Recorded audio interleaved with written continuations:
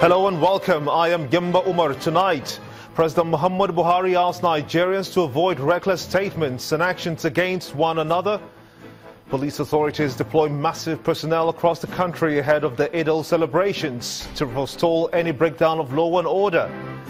And House of Representatives describes Minister of Works Babatunde Fashola's comments on Budget 2017 as an attempt to blackmail the National Assembly. And over 120 people are missing and 15 bodies have so far been recovered after a landslide in Sichuan province in southwestern China. And on business news tonight, interbank rate eases to around 8% as traders expect further decline next week.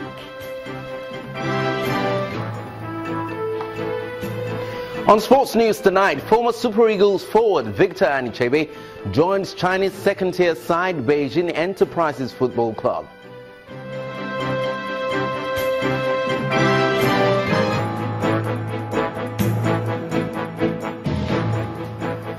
We'll begin tonight with President Muhammadu Buhari's message where he has asked Nigerians to desist from making reckless statements and has asked them to also resolve to live in peace. This is part of his message to Nigerians on the occasion of Eid al-Fitr celebrations from the United Kingdom, where he's currently on medical leave since May the 7th, 2017. President Buhari said, quote, "I am immensely grateful to God for his mercy in guiding us successfully to concluding another Ramadan fast. My greetings to all Nigerian Muslims and our brother Christians on the occasion of Eid al-Fitr." Also, the statement released by the Senior Special Assistant to the President on Media and Publicity reads that the President has quoted, "I again appeal to all Nigerians to avoid reckless statements or actions against our fellow countrymen. We should all resolve to live in peace and unity in our great country, which is the envy of many less endowed nations." End of quote.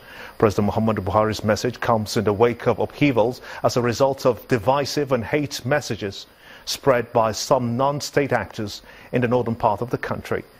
Some groups in the southeast have been demanding an independent state of Biafra, while some northern groups have asked the Igbos to leave the region within 3 months. In the meantime, this massive deployment of police personnel across all zones of the country ahead of the Eid al-Fitr celebrations. A statement from the force headquarters in Abuja says that zonal and state police chiefs are to ensure the operations cover recreation centers. And Saudi Arabia has announced Sunday, June the 25th as the first day of the Eid al-Fitr celebrations. This, according to the Saudi authorities, follows the sighting of the moon for the month of Shawwal, signaling the end of Ramadan. Some other countries in the Middle East, including the United Arab Emirates and Kuwait, have also announced the sighting of the moon. Meanwhile, here in Nigeria, many families have been doing some last-minute shopping to make the festivities a memorable one, as well as traveling from various parts of the country to another. Mile 12 Market is a popular trade point for perishable goods in Lagos. Food items transported from other parts of the country are offloaded here. While it's busy outside, trading within the market is very slow, with only few traders seen around. Least expected on the eve of Eid al-Fitr. The turn up of this celebration this year is very low compared to the other previous years. There is no improvement, no money, people are not coming out, they are not buying anything. The price of items has not gone down either. Even this onion that I used to buy at maybe 300, they're selling at 500 now. These are very costly. The tomatoes section is also less busy. At 2 p.m, sellers and buyers are still expecting the product. The little available was scrambled for. According to traders, a big basket of tomatoes has gone up from 15,000 naira to between 22 and 27,000 naira, depending on the availability. Meanwhile, in the neighboring Ogun State, the state government has commenced sales of essential commodities from its farm estates. items including tomatoes, pepper, vegetables, chickens, fresh corns, among others, are sold at affordable prices. As Ministry of Agriculture, we're also very interested in encouraging small-scale farmers, and so this is a way to encourage them to, even help them improve some of what they're doing. In Edo State, south Nigeria, perishable food items are in steady supply at the Aduwawa Tomatoes Market in Benin City. However, the cost is discouraging, the situation believed to have been aggravated by the cost of transportation. All the way from Cameroon, now we're going to bring tomatoes to Nigeria. It's one with they buy 5,000, buy 6,000, with they buy 15,000. No, not to here. They want to keep us you. It's a bit different at the cattle section of the market, where prices are reduced to encourage patronage. I go to which they sell 15, 16. Now we are selling it 12,500, 12,000, some 11,000. In Nasarawa State, north-central Nigeria, residents in their numbers trooped to Lafia Modern Market in preparation of Eid al-Fitr, despite the outcry of astronomical hike in prices and economic downturn. Activities for this year's Salah celebration in Adamawa State appear to be low-keyed. This is because most civil servants are yet to receive alerts for their salaries, which started coming in the morning of Saturday. So this state is based on salary, but they have not paid. Not until this morning that we are told that they just paid just 1 month's salary. Residents are into last-minute shopping at the Jimeta Modern Market, although it doesn't look full. While residents prepare for the Eid festival in Bauchi, security personnel carry out a show of force at the Muda Lawal market to assure residents of safety, especially in areas believed to be soft targets. It is brisk business for traders, while buyers lament hike in prices of food items. Perishable goods like tomatoes is scarce and very expensive. No doubt, economic hardship continues to bite. Many will still celebrate, at least for being alive. Nigerians believe that going through this hard time is just a matter of time. Well, the situation is pretty much the same in the nation's capital, Abuja. Prices of food items are reported to be on the high side owing to the economic downturn. Our next report captures the market situation in the FCT and how Nigerians are dealing with the situation. Those who know the Utako Motor Park in the Federal Capital Territory can attest to the fact that it is usually a beehive of activities, especially during festive seasons. This, however, appears not to be the case this Ramadan season. Most drivers are seen standing idly by their cars due to low turnout of passengers. Today is only 3 months ago, since morning, since 5 o'clock when I wake up. No passenger at all. Come on, we no had money because there's no money. That's why we keep quiet.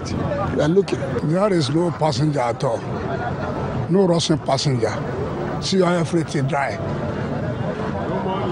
Until you see yourself, huh? How it be? There is no passenger. Money no day our hand. All of us. For the few who are traveling to see their loved ones, the fares have only increased slightly. They are charging 2,000. I asked them now. They say it's 2,000 from Abuja to Kaduna. As the last time I traveled, there is not much difference compared to what it is now. Okay. I don't really know why, but maybe it's because this is more Salah. So the influx of passengers is not much as compared to Christmas period. So most likely there is not much increase in the fare. Activities at the Utako market is also low. Prices of food and other household items are said to have increased. A little markup due to the festive period is expected. For instance, I'm buying a whole goods. Before now, maybe 11,500, 12,000, maximum 12,500. but we've been dragging back and forth, and eventually we settled for 13. The price has skyrocketed. It's so crazy. Everything is becoming so expensive now. It's normal to experience a downturn in business activities in the nation's capital during holidays like this, and residents will be hoping they can make the most of the holiday with their friends and family. The Chairman House Committee on Information, Honorable Abdulrazak Namdas, has been reacting to the comments made by the Minister of Power, Works and Housing over the 2017 budget some days ago. Honorable Namdas insists that the National Assembly has the powers to introduce new items into the budget or alter it, but also explains in details the budgets of the ministry before the final draft being submitted to the acting president for approval. It is very misleading and calculated mischief to simply say that 5 billion was taken from the budget for second Niger bridge.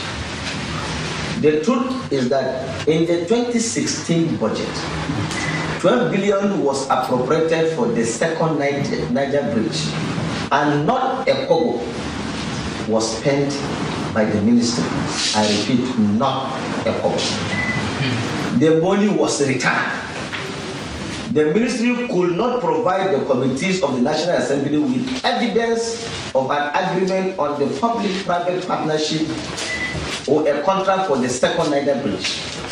Also contained in the budget of the Federal Ministry of Works, Power and Housing is an omnibus allocation of 20 billion. The details were not provided by the minister. The National Assembly will be irresponsible to appropriate funds that are not tied to specific projects.